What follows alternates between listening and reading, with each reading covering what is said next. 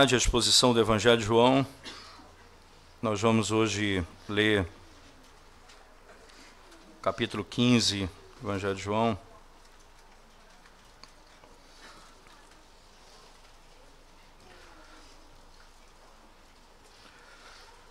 João capítulo 15.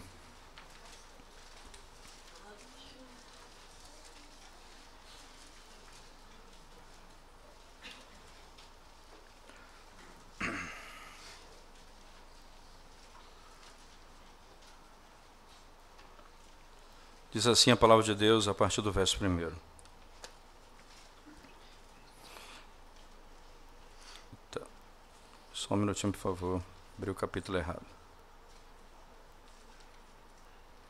15.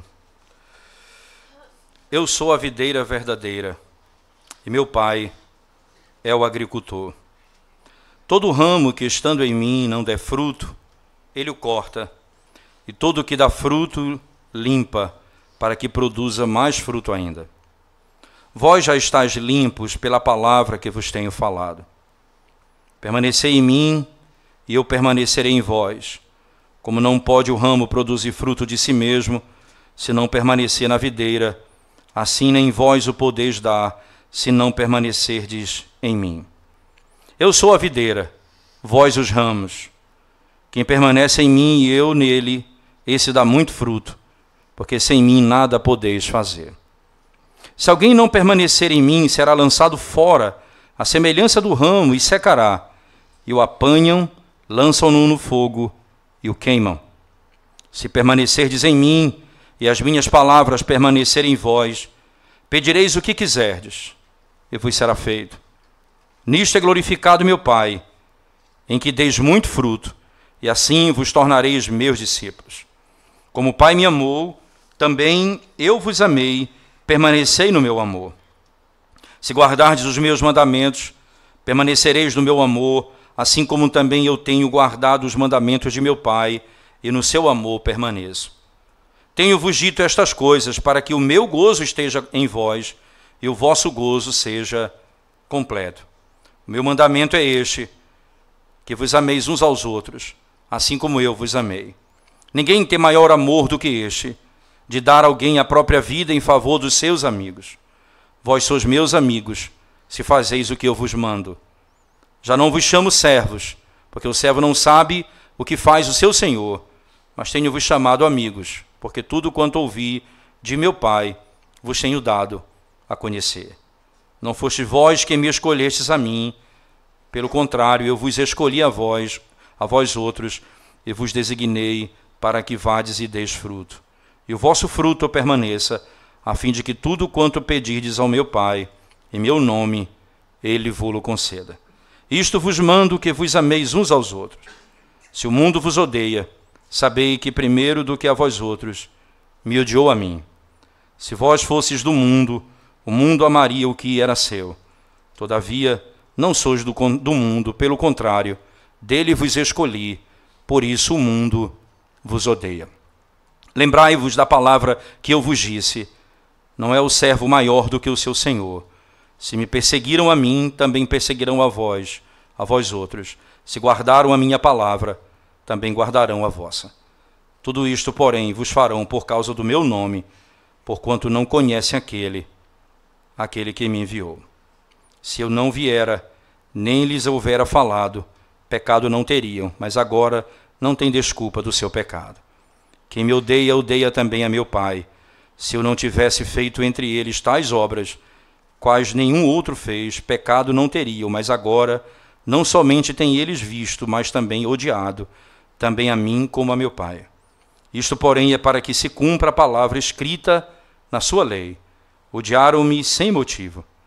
Quando, porém, vier o Consolador, que eu vos enviarei da parte do Pai, o Espírito da verdade, que dele procede, esse dará testemunho de mim, e vós também testemunhareis, porque estáis comigo desde o princípio.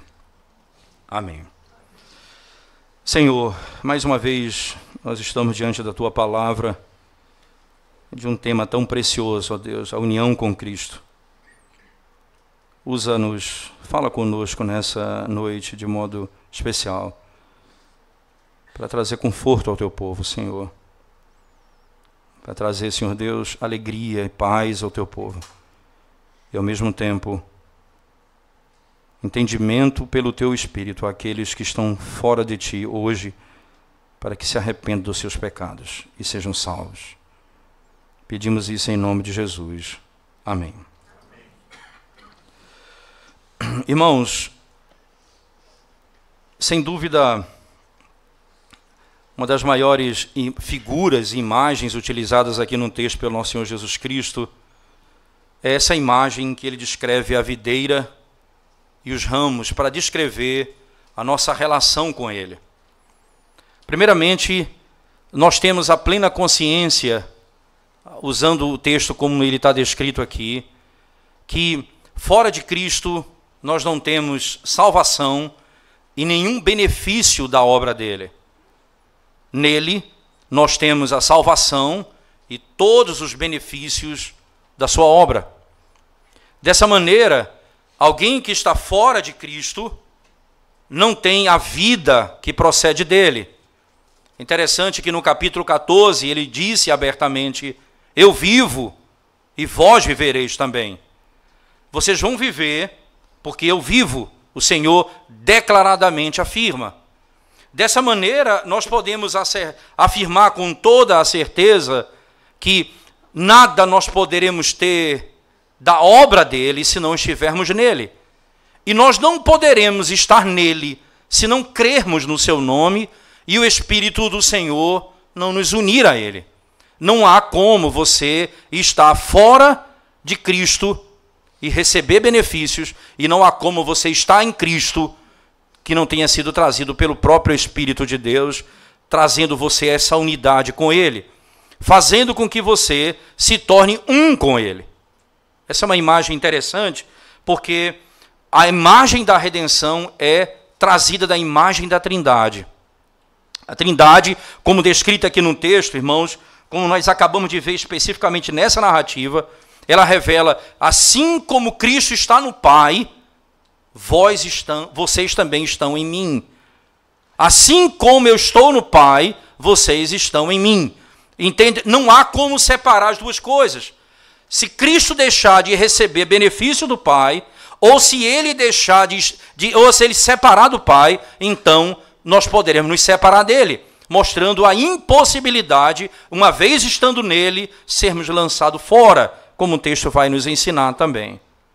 A imagem, ela é rica por alguns motivos importantes. Talvez o mais importante aqui é percebermos essa imagem em si. O texto descreve o ramo e a videira e o ramo. Quero convidá-los, por favor, a voltar para o texto especificamente, olhando para o início da narrativa, irmãos, para percebermos como é que João trabalha esse contexto, a união mística entre Cristo e os crentes. A união mística entre Cristo e os crentes, como está disposto no texto. Ora, essa união mística, ela tem algum aspecto importante a nos ensinar pela figura. Olha no texto, ele diz assim: todo ramo que estando em mim não der fruto, ele o corta. Todo ramo que estando em mim não der fruto, ele o corta. E todo o que dá fruto, limpa, para que produza mais fruto ainda. Mas no verso 1 ele declara: eu sou a videira verdadeira e meu pai é o agricultor. Você tem o trabalho do pai e do filho. E no último verso do capítulo 15 de João, você tem a declaração de como isso vai acontecer. Veja, quando ele diz assim no verso 27, no 26, quando, porém, vier o Consolador, que eu vos enviarei da parte do Pai, o Espírito da verdade que dele procede, esse dará testemunho de mim, e vós também testemunhareis, porque estáis comigo desde o princípio. A operação da Trindade na obra da redenção. O Pai é o agricultor, diz o texto sagrado. Jesus aqui, como ele mesmo descreve no texto, eu sou a videira verdadeira e meu Pai é o agricultor. E vós sois os ramos. Verso 5, isso vai ficar bem claro no texto. Veja o que ele diz: eu sou a videira, vós os ramos. Quem permanece em mim e eu nele, esse dá muito fruto, porque sem mim nada podeis fazer. porque sem mim nada podeis fazer. Ele se compara a uma vinha, ele diz, eu sou a vinha. Perceba, irmãos, que Jesus Cristo descreve a vinha, a videira, como sendo aquele que produz de onde vem a vida. Os galhos são aqueles que recebem a seiva da própria videira. Nada esses galhos terão se não estiverem nele. A vinha representa o próprio Cristo, como aquele que supre, que nutre o seu povo. E por meio dele esse povo vai produzir fruto. Fora dele, nada disso eles poderão adquirir. Agora, existem dois tipos de ramos, como o texto descreve.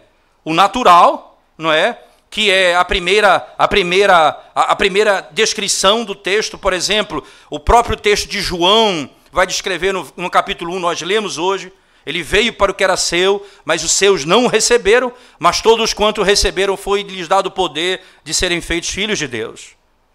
Esses ramos, esses ramos que saem da videira, não é?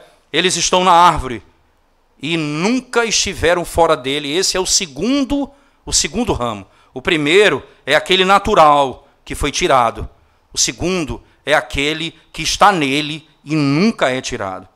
Eles são enxertados na videira, que exatamente saindo da videira, eles dão vida, recebem vida e crescem de conformidade com a vontade do Senhor. Dessa maneira, os ramos, então, eles estando na árvore, isto é, na videira, eles não estavam lá e agora estão. Eles foram colocados pelo Senhor. Interessante você perceber isso, porque na sequência do texto, se você for comigo um pouco mais adiante em João, no mesmo capítulo 15, não é? Você vai perceber a expressão a partir do verso 10, ele diz assim, se guardardes os meus mandamentos, permanecereis no meu amor, assim como também eu tenho guardado os mandamentos de meu Pai, e no seu amor permaneço. Tenho-vos dito estas coisas para que o meu gozo esteja em vós e o vosso gozo seja completo. O meu mandamento é este, que vos ameis uns aos outros, assim como eu vos amei. Essa é a ordem que ele dá. Ninguém tem maior amor do que este, de dar alguém a própria vida em favor dos seus amigos. Vós sois meus amigos, se fazeis o que eu vos mando. Não vos chamo servos, porque o servo não sabe o que faz seu senhor, mas tenho vos chamado amigos, porque tudo quanto ouvi de meu Pai vos tenho dado a conhecer. Não foste vós que me escolhestes, a mim, pelo contrário, eu vos escolhi a vós, outros, e vos designei para que vades e deis fruto, e o vosso fruto permaneça, a fim de que tudo quanto perdides ao meu Pai em meu nome, eu vos-lo conceda. A imagem que ele utiliza no texto nos ajuda a entender um ponto importante, eu diria. Perceba, não foram vocês que me escolheram. Isso não é natural, não é um nascimento natural. Vocês nasceram de mim, essa é a minha vontade. Vocês não vieram a mim por vontade própria, vocês vieram a mim porque eu chamei. Não foram vocês que me escolheram, eu escolhi a vós. Na sequência do texto ainda, no verso 19, ele diz, se vós fosses do mundo, o mundo amaria o que era seu, como todavia não sois do mundo, pelo contrário, dele vos escolhi. Entende? Então, eles foram chamados do mundo. Eles estavam no mundo, isto é, eles estavam ligados a uma outra árvore. Eles estavam em Adão. E em Adão, o que eles recebem é morte, é juízo, é condenação. Não há esperança. As ruínas do pacto das obras em que eles estavam era exatamente onde eles se encontravam. Eram salvos por aquilo que faziam, dependiam de si mesmo para ser salvo, eram redimidos pelo seu próprio esforço. A religião natural que o homem natural conhece. Jesus diz, vocês foram tirados do mundo. Vocês não me escolheram, eu escolhi a vós. Essa imagem revela que a bondade do nosso Redentor, não é? Faz com que esses que mereciam permanecer na morte, viver no mundo, mas eleitos pelo Pai antes da fundação do mundo. Foi para esse que Cristo veio. E como eles vão receber o benefício de Deus? por meio de Cristo. Não há possibilidade. O único meio que eles têm de receber o benefício de Deus, se for por meio de Cristo. Daí a obra da união entre Cristo e o seu povo e a sua igreja. Eles precisam estar em Cristo, porque Cristo é aquele que recebe todo o benefício do Pai. Se eu não estiver nele, eu não tenho vida, eu não venço o mundo, eu não amo a lei, eu não luto contra o pecado. Não haverá em mim condições de fazer isso, porque naturalmente eu vou viver em oposição a isso. Eu vou odiar a lei, eu vou viver em pecado, eu vou ter prazer na iniquidade, em fazer aquilo que desagrada a Deus, eu vou andar longe do Senhor, mas somente nele eu posso fazer. Então o que é que Deus faz? Envia o seu Filho, e esse Jesus Cristo, aquele que foi enviado pelo Deus eterno, vem ao mundo para redimir o seu povo, faz toda a vontade do Pai, o que o primeiro Adão não fez, cumpre toda a lei, salva o seu povo, operando a obediência perfeita. Agora, o Espírito vai trazê-los para dentro dele, isto é, nele. Isso é que é maravilhoso. No próprio Evangelho de João, no capítulo 6, o texto diz, Deus diz, a palavra de Cristo diz assim, ninguém vem a mim, se o Pai que me enviou não o trouxer. Você percebe? O próprio Pai traz o pecador ao Filho.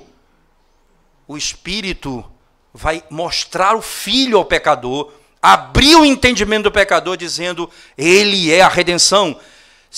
Perceba, o Pai aponta para Cristo, o Espírito aponta para Cristo, dizendo, nada vocês terão fora dele.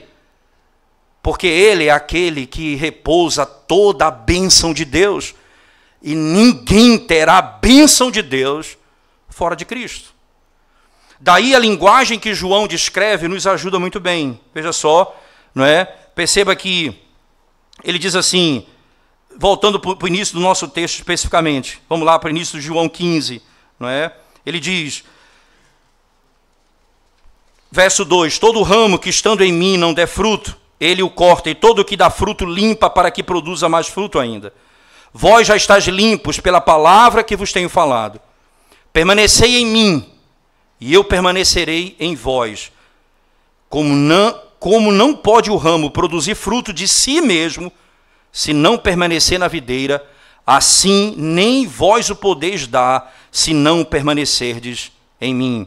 Vocês não poderão fazer nada. Lá na frente ele diz, nada podeis fazer sem mim, nada vocês farão sem mim.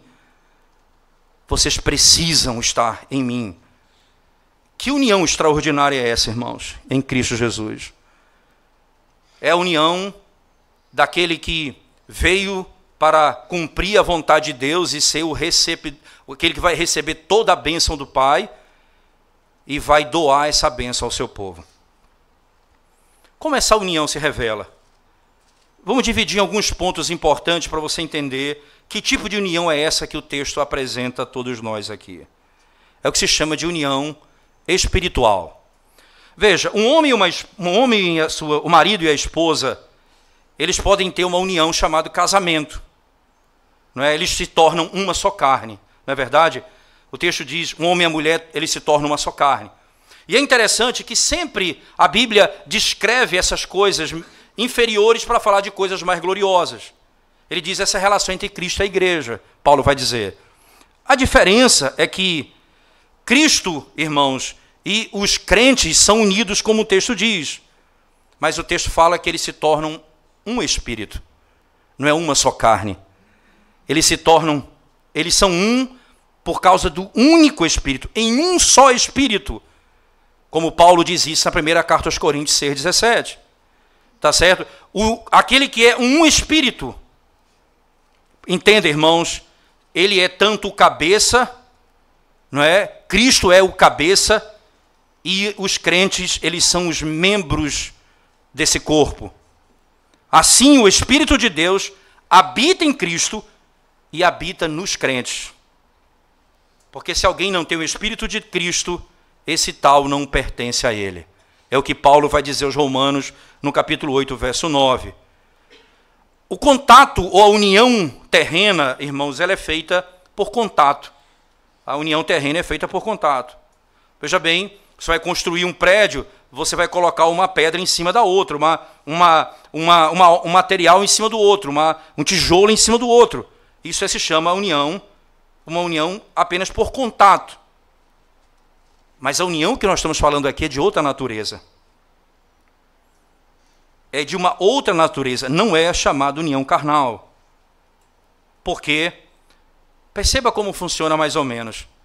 Você acha os ortodoxos, né, que são chamados os católicos ortodoxos, podemos chamar assim, da igreja ortodoxa grega, eles dizem que Maria, quando recebeu Jesus no ventre, não é, Jesus a santificou, e ela se tornou, como se ali foi o primeiro templo, no sentido de que ela foi santificada e foi redimida ali. É interessante, como é estranho esse conceito. Porque lá no Evangelho de Lucas, eu queria que você abrisse comigo, veja, como que ela se torna um com Cristo. Evangelho de Lucas, especialmente, verso 27 e 28. Lucas capítulo 11, verso 27 e 28.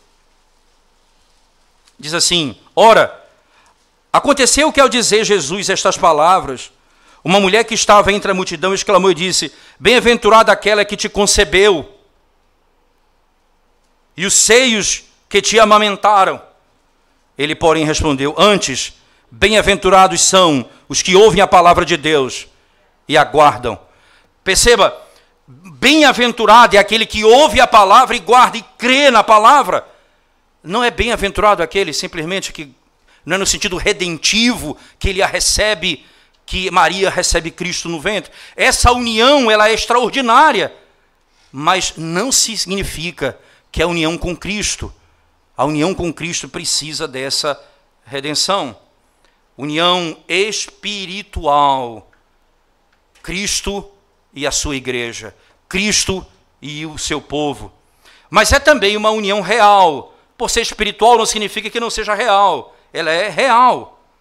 Perceba, irmãos, a nossa fraqueza é tão grande no estado de vida que nós vivemos aqui, que nós estamos afundados em pecado, não é? Vivendo longe do Senhor, e nós estamos prontos para andarmos contrários à lei de Deus.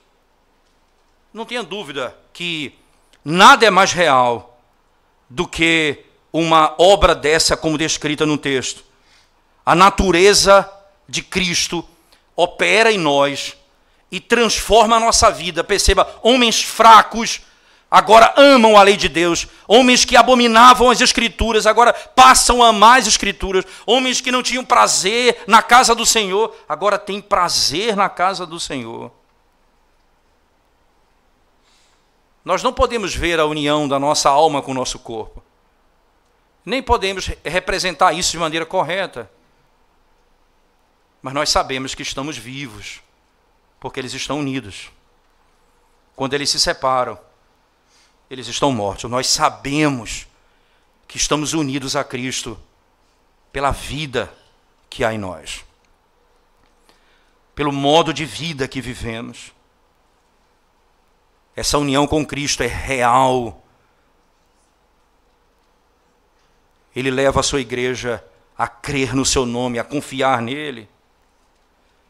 E podemos dizer, sem medo de errar, é uma união, irmãos, a mais íntima possível que um crente pode ter. É a união mais íntima que um crente pode ter. É você ser colocado e estar em Cristo. Você está em Cristo, ele diz, e eu estou em você. Jesus disse, eu e o Pai iremos fazer morada em você. A Bíblia descreve, nós somos como uma pedra viva que é colocado sobre Cristo, e quando é colocada sobre ele, nós vivemos. A Bíblia descreve que Cristo é o cabeça, nós somos o corpo. Nós não podemos viver sem ele. Não há vida em nosso corpo se não houver vida naquele que é o cabeça. E perceba a gloriosa verdade, irmãos. Eles são um no Pai e no Filho. Como o Pai está em Cristo e Cristo no Pai, Cristo está em nós. Essa união, essa verdade, revela a gloriosa perspectiva de que o Senhor nos conduz a Cristo, o Pai nos conduz a Cristo, o Espírito nos conduz a Cristo, para que dentro dele e nele nós tenhamos todos os benefícios da sua obra. Fora disso, nada nós podemos ter. Cristo certamente é aquele que pagou o débito da lei em nosso lugar. Se eu não estiver nele, eu permaneço devedor.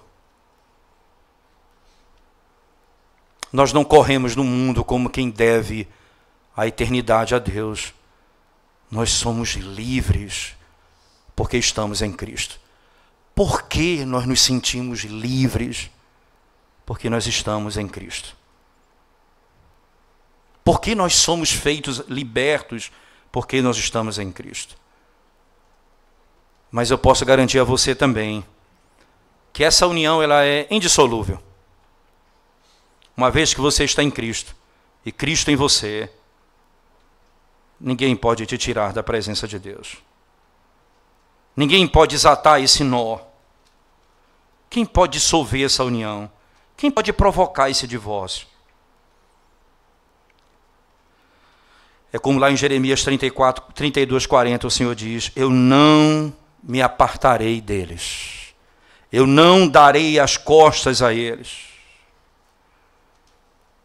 Mas se o pecador quiser deixar o Senhor, ele pode deixar. Não. Eles não se apartarão de mim. O próprio Deus diz, perceba bem nas palavras do nosso Senhor Jesus Cristo: ninguém os arrebatará da minha mão. Ninguém vai arrancá-los da minha presença. Ninguém vai tirar da mão do Senhor. O que você vai dizer, irmãos? Do pecado? Cristo morreu pelo seu pecado. O que você pode falar da morte? Ela vai me separar de Deus? A morte separa o marido da esposa, separa a alma do corpo, mas não separa o crente de Cristo. Você sabe por que você vai ressuscitar no último dia? Porque Cristo habita em você. Assim como você está em Cristo e quando você morre, a sua alma vai direto a Deus e o seu corpo vai ao pó e ele vai ser cada dia, ele vai ser destruído e vai cada dia virar pó até sumir. Como é que eu vou ressuscitar? Porque a união, ela é real com Ele. Assim como a minha alma está com Ele, e Ele morreu e ressuscitou o terceiro dia, assim eu estou nele e ressuscitarei também. A morte separa o marido da esposa, a morte separa o corpo da alma, mas a morte não separa Cristo do crente. É por isso que nós ressuscitaremos e viveremos com Ele por toda a eternidade. Por causa dessa união. Mas dessa união, nós podemos nos separar das nossas relações mais íntimas, irmãos, nesse mundo. Podemos nos separar dos prazeres terrenos. Podemos nos separar de todas as coisas que nós temos alegria nessa terra. Mas nunca, nunca, nunca, nunca nos separaremos do Senhor. Paulo disse: quem nos separará do amor de Deus que está em Cristo? Ele diz: nem a morte, nem a morte nos separará do amor de Deus que está em Cristo. Você percebe que João aqui está trazendo uma imagem poderosa para dizer: Jesus Cristo é o Filho prometido de Deus, que nele o Pai tem prazer e todas as promessas estão nele e que nenhuma promessa você terá se não estiver nele, mas uma vez que você está nele, você tem todos os benefícios de Deus. E esses benefícios são revelados no texto, de modo bem glorioso. Veja só, voltando comigo o texto, por favor, especificamente, perceba como que João descreve alguns aspectos que nós podemos chamar de fundamentais aqui, não é? Alguns aspectos podemos chamar de fundamentais no texto, como nós acabamos de ler. Primeiro, perceba, vós já estáis limpos pela palavra que vos tenho falado, verso 3. Vós já estáis limpos pela palavra que vos tenho falado.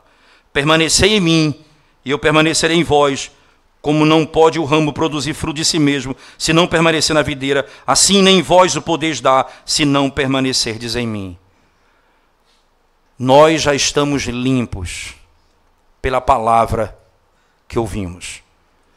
Nós acabamos de ouvir nos capítulos anteriores de João, Jesus descrevendo a obra da redenção por meio do o lava-pés, não é? Aquela sessão do lava-pés, quando ele disse que nem todos estavam limpos ali, porque Judas Iscariote não era dele, mas todos os seus estavam limpos pela palavra que ouviram e creram. Se nós não cremos na palavra de Deus, no Evangelho de Cristo, nós não estamos nele. E aí ele diz na sequência, nisto é glorificado meu Pai, em que deis muito fruto, e assim nos tornareis meus discípulos. Quais os frutos nós produziremos? Primeiro, eu preciso ter sido lavado pela palavra, eu preciso ter crido no Evangelho, e agora eu estou unido a Cristo. Dessa maneira, os frutos que Deus, as promessas de Deus em Cristo, pertencem a mim. Perceba como aparentemente existem algumas coisas que são meio paradoxais na narrativa. Por exemplo, veja o verso 10. Se guardardes os meus mandamentos, permanecereis no meu amor, assim como também eu tenho guardado os mandamentos de meu Pai, e no seu amor permaneço. Veja que comparação interessante, né? Veja, vocês já estão em mim. Se guardarem os meus mandamentos, permanecereis no meu amor, assim como também eu tenho guardado os mandamentos de meu Pai, e no seu amor permaneço. A lógica é a seguinte, irmãos. Se é possível Cristo se apartar do Pai, será possível aquele que está em Cristo se apartar de Cristo. Logo, é impossível. Com que base eu permaneço nele? Não é na minha própria obediência. A minha obediência é porque eu estou nele, isto é nele que eu terei condições de obedecer à lei, e é nele que eu terei prazer na palavra de Deus. E a minha condição de amar a lei de Deus está nele, porque ele guarda, porque ele obedece o Pai, é nele que eu tenho condições de obedecer à lei de Deus. Ora, isso então traz implicações diretas para nós. Por que você é salvo? Porque você está em Cristo. E quando você quebra a lei de Deus, o que exatamente eu tenho de fazer? Você deixa de estar em Cristo quando você não obedece à lei de Deus? Não. Você volta para aquele que te deu vida, porque a condição de ser perdoado e a condição de voltar a praticar aquilo que Deus ordenou está no fato de você estar unido a Cristo. O mesmo poder que faz Cristo obedecer à lei é o mesmo poder que te dará condições de restaurar a tua caminhada e voltar a ter prazer na lei do Senhor quando você peca. Ora, João não está me dizendo, ou nos dizendo, em hipótese alguma, que essa união pode ser quebrada de alguma forma. Porque ele associa a minha obediência à obediência de Cristo.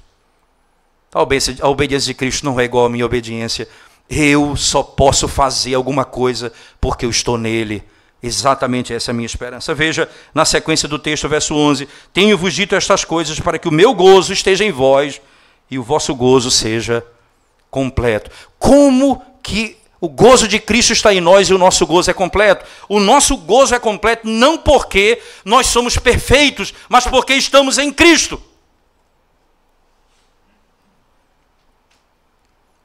E nele nós somos perfeitos, mas a nossa vida só é de fato de Cristo se nós estivermos nele. E aí vem o mandamento. O meu mandamento é esse, que vos ameis uns aos outros, assim como eu vos amei. Que vos ameis uns aos outros, assim como eu vos amei. O princípio do mandamento é importante porque, na sequência, ele vai aplicar esse caráter da nossa vida. Ninguém tem maior amor do que este, de dar a alguém a própria vida em favor dos seus amigos. Vós sois meus amigos se fazeis o que eu vos mando. Já não vos chamo servos, porque o servo não sabe o que faz o seu senhor, mas tenho-vos chamado amigos, porque tudo quanto ouvi de meu Pai vos tenho dado a conhecer. Por isso vocês são meus amigos. Eu revelei a vocês a minha vontade. E essa é a obra de Deus. Se vocês amam os seus irmãos, como eu vos amei. Como foi que Cristo nos amou, irmãos? Dando a vida por nós. Interessante, se você abrir na primeira carta de João comigo, veja como o próprio João aplica isso na primeira carta. Primeira carta de João, capítulo 3, por favor. Veja o texto comigo. Ele diz assim, a partir do verso 9. Todo aquele que é nascido de Deus não vive na prática do pecado, pois o que permanece nele é a divina semente. Ora, esse não pode viver pecando, porque é nascido de Deus. Nisto são manifestos os filhos de Deus e os filhos do diabo. Todo aquele que não pratica a justiça não procede de Deus, nem aquele que não ama seu irmão. Porque a mensagem que ouviste desde o princípio é esta, que nos amemos uns aos outros. Não segundo Caim, que era do maligno, e assassinou a seu irmão. E por que o assassinou? Porque as suas obras eram mais e a de seu irmão justas. Irmãos, não vos maravilheis se o mundo vos odeia. Nós sabemos que já passamos da morte para a vida, porque amamos aos irmãos, e todo aquele que não ama permanece na morte. Todo aquele que odeia seu irmão é assassino. Ora, vós sabeis que todo assassino não tem vida eterna permanente em si. Nisto conhecemos o amor, que Cristo deu a vida por nós, e nós devemos dar a vida pelos nossos irmãos. A lógica que João está estabelecendo agora na sua carta é, aplicando o conceito ali da união com Cristo, se vocês estão em mim, vocês vão amar aos irmãos como eu vos amei. Como é que vocês vão amar? Dar a vida uns pelos outros, como o texto naturalmente nos ensinará na própria carta de João. Agora, esse amor, como ele é possível? Porque nós estamos em Cristo. Com que amor eu amo? Com o amor dele. Esse não é o amor do mundo, porque não existe amor no mundo, o mundo vos odeia. Não existe esse amor que Cristo está tratando aqui. Para você amar o seu irmão, você precisa estar em mim. E você não vai conseguir amar ao próximo se você não estiver em Cristo. Porque foi isso exatamente que ele fez. Não é? Veja, no verso 12 ele diz assim, só para repetir, o meu mandamento é este, que vos ameis uns aos outros, assim como eu vos amei. Vos amei. Como João aplica isso, mostrando que nós não devemos agir como Caim, que era do maligno e odiava a seu irmão. Mas nós devemos dar a vida como Cristo deu a vida pelo seu próximo, pelo seu irmão. Isto é, por aqueles que ele veio salvar. Essa condição de amar ao próximo é também estar em Cristo. Eu não posso amar o próximo se eu não estiver nele. E o texto continua, por favor, no verso 16. Não foste vós que me escolhestes a mim. Pelo contrário, eu vos escolhi a vós, outros, e vos designei para que vades e deis fruto, e o vosso fruto permaneça, a fim de que tudo quanto pedirdes ao Pai, em meu nome, eu vô-lo conceda. Aqui ele diz, eu vos escolhi, não foram vocês, e eu designei para que vades e deis frutos, e o fruto que vocês vão dar permaneça, para que tudo quanto perdides ao Pai em meu nome, ele vos conceda. E aí, de novo, esse é o que eu vos mando, que vos ameis uns aos outros. Perceba, o fruto próprio desse relacionamento é a obediência à lei. Eu não vou guardar a lei de Deus, eu não vou ter prazer na lei de Deus, se eu não estiver unido a Cristo. Essa união que é espiritual, real, não é? Que é tornar-se um só com Ele no Espírito, essa união é que me dá a condição de fazer aquilo que Ele demanda. Você não vai cumprir esses preceitos se você não estiver em mim. Fora de mim, você não vai guardar os meus mandamentos, você não vai amar o próximo. Aí na sequência, ele vai usar a mesma lógica de João na primeira carta. Veja, se o mundo vos odeia, sabei que primeiro do que a vós outros me odiou a mim.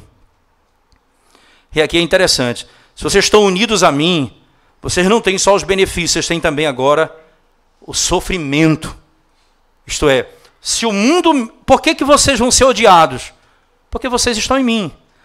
Vocês em mim recebem a salvação, a purificação, a santificação, o amor à lei de Deus, o amor às Escrituras. De mim vocês recebem isso. Mas recebem também a ira do mundo. O mundo vai odiar vocês porque me odeia. Veja o texto. Se o mundo vos odeia, sabei que primeiro do que a vós outros me odiou a mim. Se vós fosseis do mundo, o mundo amaria o que era seu. Como todavia não sou do mundo, pelo contrário, dele vos escolhi, não é? Como não sois do mundo, pelo contrário, dele vos escolhi, por isso o mundo vos odeia. Por isso o mundo vos odeia.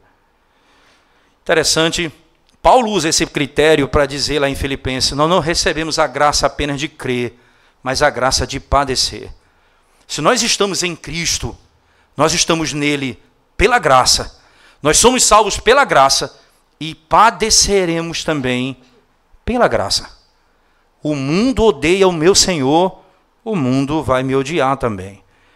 É interessante notar, irmãos, que se o mundo nos ama, tem alguma coisa errada aqui. Porque eles odiaram o meu Senhor. Como se eu estou no meu Senhor, eu vou ser amado pelo mundo enquanto ele foi odiado pelo mundo. Não tem sentido isso. Porque a vida que eu vivo já não é mais a minha vida, é a vida dele. E eu vou fazer aquilo que ele fez, porque eu estou nele, pelo Espírito que habita em nós. E, consequentemente, praticar o que ele praticou redundará em ira do mundo contra a igreja do Senhor. Jesus continua dizendo, lembrai-vos do que eu vos disse anteriormente. Não é o servo maior do que o seu Senhor. Se me perseguiram a mim, também perseguirão a vós outros. Se guardaram a minha palavra, também guardarão a vossa. Aqueles que se submeteram ao meu ensino, se submeterão aos seus também. Aqueles que me odiaram, odiarão vocês também. Tudo isso, diz o texto, porém vos farão por causa do meu nome, porquanto não conhecem aquele que me enviou. E aí vem a conexão. Eles não escutam vocês porque eles me odeiam. E porque eles não escutam vocês, eles não conhecem a Deus que me enviou. Percebe? É uma cadeia lógica. O pai envia o filho produz frutos, porque esses são trazidos para dentro do relacionamento com ele. Há uma união com ele. E agora nós podemos dar continuidade ao ministério dele na terra. A igreja é exatamente isso. A igreja vai viver de acordo com Cristo e com a sua vida nesse mundo. Consequentemente, aqueles que não escutam a igreja, não amam, não conhecem a Cristo e, consequentemente, não conhecem a Deus. Consequentemente, não conhecem a Deus. A união com Cristo, irmãos, ela traz consigo benefícios muito claros e também sofrimentos muito claros. Mas, ao mesmo tempo, esperança. não é? Verso 22, se eu não viera, nem lhes houvera falado, pecado não teriam, mas agora não tem desculpa do seu pecado. Quem me odeia, odeia também a meu Pai. Se eu não tivesse feito entre eles tais obras, quais nenhum outro fez, pecado não teriam. Mas agora não somente têm eles visto, mas também odiado, tanto a mim como a meu Pai. Tanto a mim quanto a meu Pai. Interessante que o mesmo João, na primeira carta, né, ele vai usar o critério de ouvir, de dar ouvidos à palavra e mostrar, quando você não escuta o Evangelho e não crer na palavra de Deus, você é filho do mundo e, consequentemente, você se levanta contra o Redentor. Lá no texto na primeira carta de João, eu queria que você voltasse comigo de novo, que João vai sempre fazer referência a essas verdades na carta, não é? Na primeira carta de João, especialmente no capítulo 4. No capítulo 4 de João, ele vai dizer assim, do verso 4 em diante, veja bem: filhinhos, vós sois de Deus, e tendes vencido os falsos profetas, porque maior é aquele que está em vós do que aquele que está no mundo. Eles procedem do mundo, por essa razão falam da parte do mundo, e o mundo os ouve. Nós somos de Deus. Aquele que conhece a Deus nos ouve. Aquele que não é da parte de Deus não nos ouve. Isto reconhecemos o espírito da verdade e o espírito do erro. Eles não pertencem a Deus. Por quê? Porque eles não escutam os apóstolos. Quem eles escutam? O mundo. Exatamente o mundo. Perceba, se você está em Cristo, você foi tirado do mundo. Lembra que Jesus disse: eu tirei vocês do mundo. Então, se vocês foram tirados do mundo, agora vocês dão ouvido à minha palavra. E a implicação direta é: a minha lei vocês vão ter prazer, o meu evangelho vocês vão ter prazer, e vocês vão reconhecer a minha palavra como palavra de Deus, que de fato é. Se vocês não escutam, vocês que já estão em mim, os apóstolos, se eles pregam minha palavra e vocês não escutam a palavra deles, vocês são do mundo, porque vocês escutam o mundo e não a voz de Deus. Quem está em Cristo, unido a Ele, foi salvo pelo Evangelho, foi conduzido a ter prazer na lei de Deus, a sofrer por causa de Cristo, a ser odiado pelo mundo e a dar ouvidos à palavra do Senhor. Nós nunca poderíamos fazer isso em nós mesmos. Como eu poderia fazer? Somente unido a Cristo. Somente unido a Cristo. E aí Jesus diz, continua na narrativa: isto, porém, é para que se cumpra a palavra escrita na sua lei: odiaram-me sem motivo. Na realidade, é interessante como que Jesus diz, eles não teriam pecado se não tivessem visto ou ouvido. Não é que eles não teriam pecado, não é nesse sentido que eles não eram pecadores, mas o pecado não teria se revelado se ele não tivesse vindo. Interessante, experimenta a amizade com as pessoas desse mundo. Brincar com elas, falar de esporte, de futebol, de alguma coisa que eles gostam. Vamos comer ali numa churrascaria boa, tal, amizade. Vamos assistir um jogo de futebol. É muito legal, amigo. Aí, agora diz a ele assim, olha, vou lhe falar agora do Evangelho de Cristo. E essa é a sua vida, você está vivendo em pecado, você precisa se arrepender do seu pecado. Jesus Cristo veio para te libertar das trevas. E aí você prontamente encontra alguém que já não quer e não tem mais prazer em andar com você. E é interessante como as pessoas do mundo gostam de andar com a gente. Sabe por quê? Porque a gente fala de tudo menos do Evangelho. Porque eles não veem diferença na gente em relação ao mundo. E o mundo ama andar com a gente. Isso é um sinal terrível. Porque a única coisa que nós queremos com o mundo é negócio do mundo. Não estou preocupado com a salvação das pessoas. Eu não estou preocupado com a vida eterna delas. Estou preocupado do que ela pode me dar, do trabalho que ela pode fazer, do dinheiro que eu posso ganhar com ela. Mas um momento que a nossa amizade se estreita, e você vai falar do Evangelho de Cristo para aquela pessoa. Mas aí você fala do Evangelho de Cristo, mas a sua vida, os seus negócios, a sua maneira de agir é como eles. Eles dizem assim, que evangelho legal. Eu acho até interessante, olha, esses crentes não são radicais, não. Eles fazem tudo errado, mas eles pregam o Evangelho. Eles fazem como a gente, eles vivem como a gente vive. Por isso que a vida que é operada em nós, um dos aspectos é, ele vai nos fazer amar a lei de Deus. Guardar a lei de Deus, ter prazer na lei do Senhor. Consequentemente, irmãos, o mundo não terá prazer em andar de mãos dadas conosco. Quando nós amamos a filosofia desse mundo, irmãos, que coisa impressionante isso.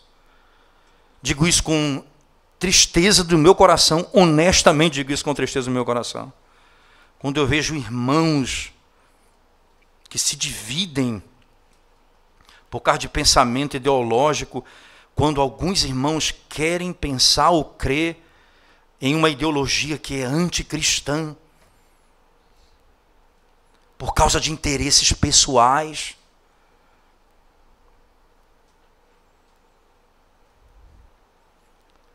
Pessoas que se associam com indivíduos que defendem causas que são anticristãs. E o meu pensamento e a minha filosofia de vida, ela é mundana, mesmo estando na igreja.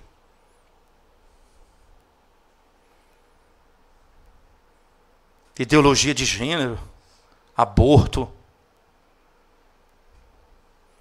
um Estado imenso que quer dominar todas as áreas da vida do cidadão.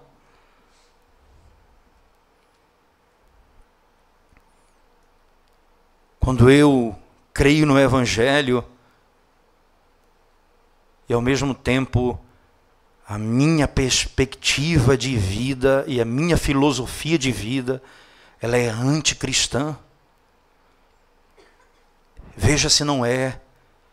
Eu me aparto até dos meus irmãos em Cristo, mas não me aparto dessa linha de pensamento.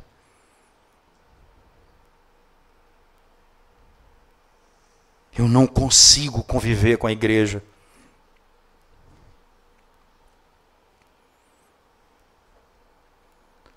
Ora, quando nós vivemos assim, irmãos, o mundo não nos odeia. O mundo não nos odeia.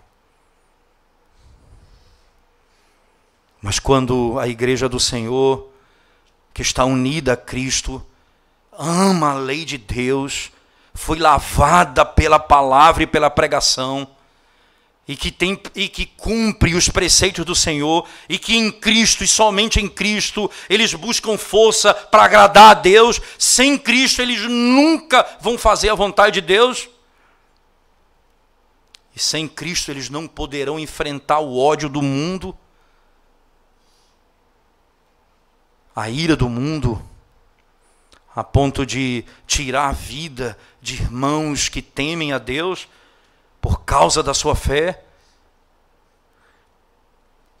Pessoas que se sentiam honradas em perder a vida por causa do Evangelho. Mas quando o Senhor diz, quando o Consolador vier, que eu vos enviarei, esse Consolador, diz ele, da parte do Pai, o Espírito da verdade, que procede do Pai, esse dará testemunho de mim, e vós também testemunhareis, porque estás comigo desde o princípio. O que ele falar vai ser algo que glorifica o meu nome, e vocês serão testemunhas, porque vocês estavam comigo desde o princípio e ouviram da minha boca o que eu disse.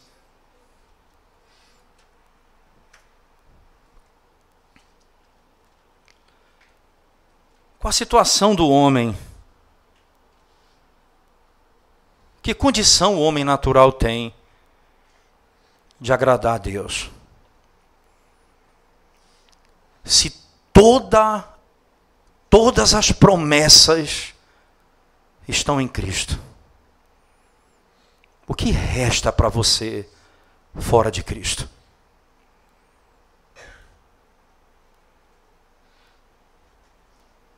Com que você se lava? O que purifica o teu pecado?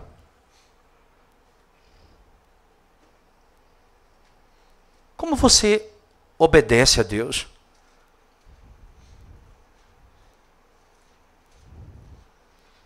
Quem você ama, o mundo ou a verdade?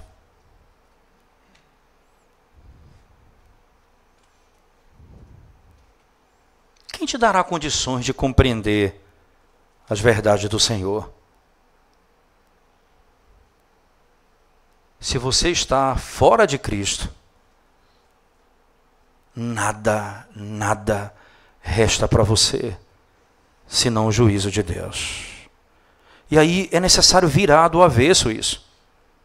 Virar do avesso isso e dizer para você: se você não for lavado pela palavra, se você não está em Cristo, você não é lavado pela palavra, logo você é imundo, você está em pecado, você está em condições de impureza diante do Senhor, e nada impuro estará diante de Deus.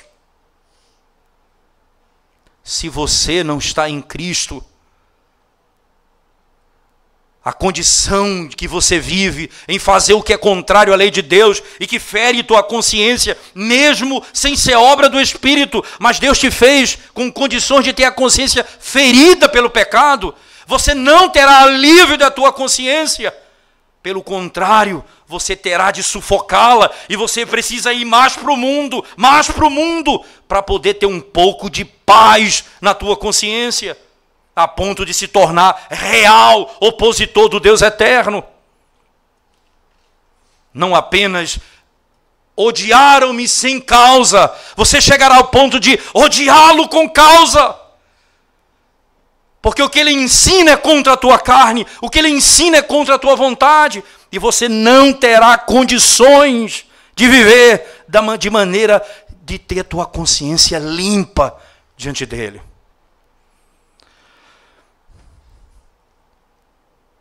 Jesus diz: vocês são bem-aventurados porque o mundo vos odeia, mas eu preciso dizer a você que não está em Cristo, o mundo te ama, mas você terá o pior inimigo que o homem pode ter nessa terra. Deus é o teu inimigo. Que o mundo nos odeie, mas que Cristo nos ame. Que o mundo tenha ódio de nós, mas que Deus em Cristo nos ame.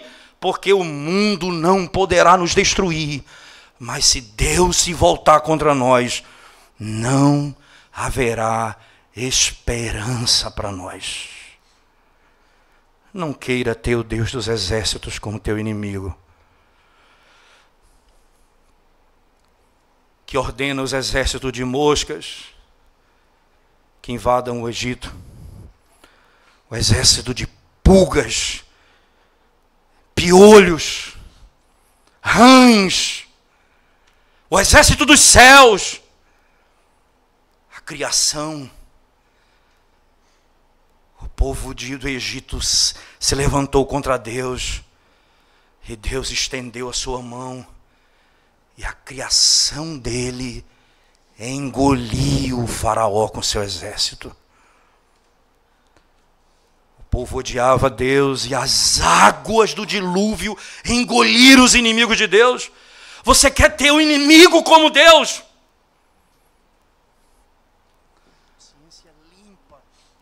Jesus diz: o mundo vos odeia, mas se você está em mim, você tem a vida eterna, porque eu vivo, diz o Senhor. Qual é a tua esperança?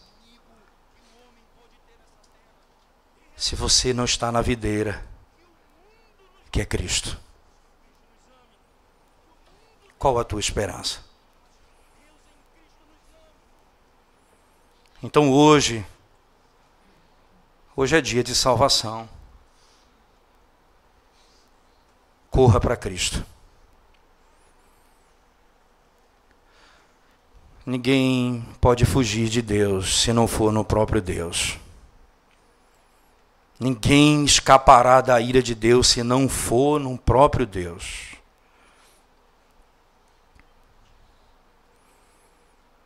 Mas que consolo, irmãos, você que está em Cristo. A vida que você tem é a vida de Cristo. Essa vida não cessará, é eterna. Você está unido a Ele. Nem pecado, porque já foi perdoado em Cristo. Você já foi lavado pelo Evangelho. Nem o mundo, nem o diabo poderão destruí-lo.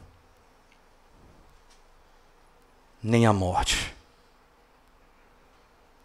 poderá separar você de Deus.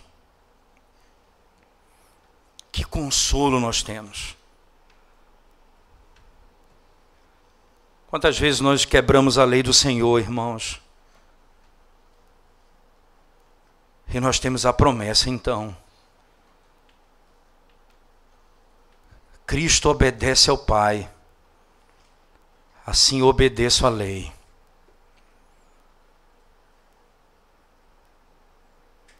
Eu vou estar seguro, porque aquele a quem eu estou unido nunca quebrou a lei de Deus. Nunca quebrou a lei de Deus. E a vida dele é a minha vida. E a força dele é a minha força. E a esperança nele é a minha única esperança. No livro de Apocalipse, eu encerro aqui. Abra sua Bíblia comigo, por favor. Apocalipse, capítulo 1.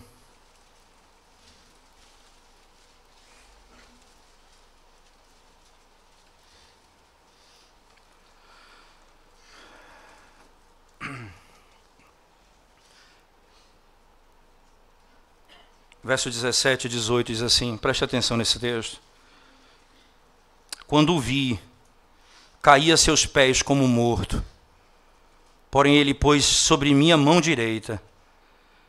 Veja que imagem extraordinária. Quando eu vi, eu caí a seus pés como morto. Porém ele pôs sobre mim a mão direita, dizendo, não temas. Eu sou o primeiro e o último. Aquele que vive. Estive morto, mas eis que estou vivo pelos séculos dos séculos. E tenho as chaves da morte e do inferno. Não temas, porque eu sou o primeiro, porque eu sou o último. Aquele que vive, que estive morto, mas eis que estou vivo pelos séculos dos séculos. A vida dele é eterna. Se nós estamos nele, nós temos a vida eterna. Não há como você ter vida eterna se não estiver nele.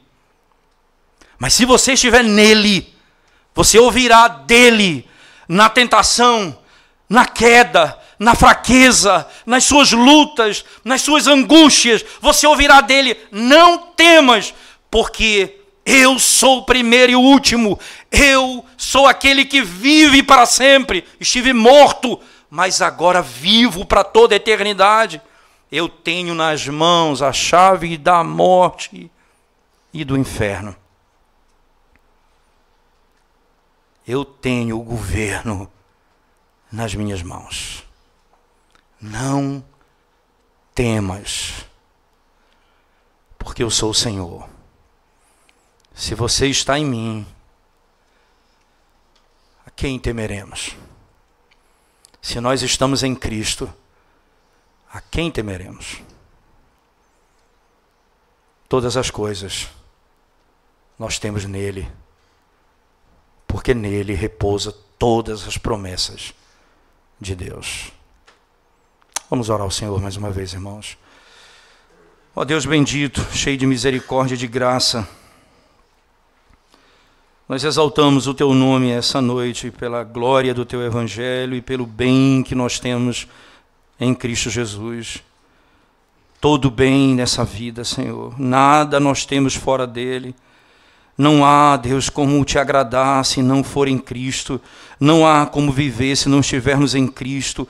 Não há como amar a Tua lei se não estivermos em Cristo. Não há como ter prazer nos Teus ensinamentos se não estivermos em Cristo. Em Ti, Senhor Deus, nós temos vida. Em Ti nós temos a esperança e a nossa vida repousa na Tua vida. Porque Tu és a fonte da nossa vida. Ainda, Senhor, clamamos ainda as Tuas misericórdias sobre aqueles que escutam a Tua palavra nessa noite. Ó Deus, tem piedade desses que estão longe de Ti. Que o Espírito da graça e da misericórdia desvende seus olhos essa noite, para que eles percebam tudo o que eles estão vivendo longe de Cristo e tudo aquilo que eles podem ter em Cristo nosso Senhor, se crerem no Seu nome e forem salvos. Pedimos isso em nome de Jesus. Amém, Senhor.